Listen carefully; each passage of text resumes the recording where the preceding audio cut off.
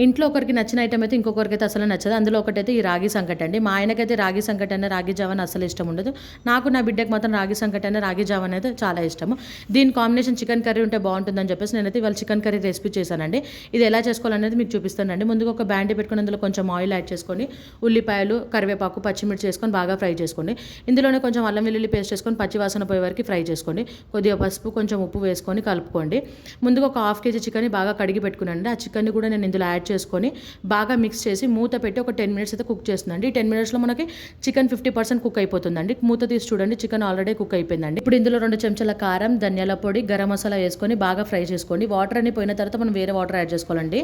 ఇప్పుడు ఇందులో కొంచెం వాటర్ కూడా యాడ్ చేసుకుంటున్నానండి. నేను బాగా కలుపుకొని, ఇది సంకట్లో కాబట్టి కొంచెం గ్రేవీ ఉంటే బాగుంటుందని చెప్పేసి నేను వాటర్ యాడ్ చేస్తుందండి. వాటర్ యాడ్ చేసుకొని ఒక మూత పెట్టి ఇంకొక 10 మినిట్స్ కుక్ చేసుకుంటే మన చికెన్ అయితే రెడీ అయిపోతుందండి. ఇప్పుడు ఫైనల్గా అయితే కొత్తిమీర వేసుకొని దింపేసుకోండి. ఇది బ్యాచిలర్స్ కానీ ఎవరైనా ఈజీగా ప్రిపేర్ చేసుకోవచ్చు అండి. చాలా బాగుంటుంది. అండ్ గ్రేవీ కూడా ఇంత చిక్కగా వచ్చింది చూడండి. నేను ఇందులో మసాలాలు కూడా ఎక్కువ ఏం యాడ్ చేయలేదు.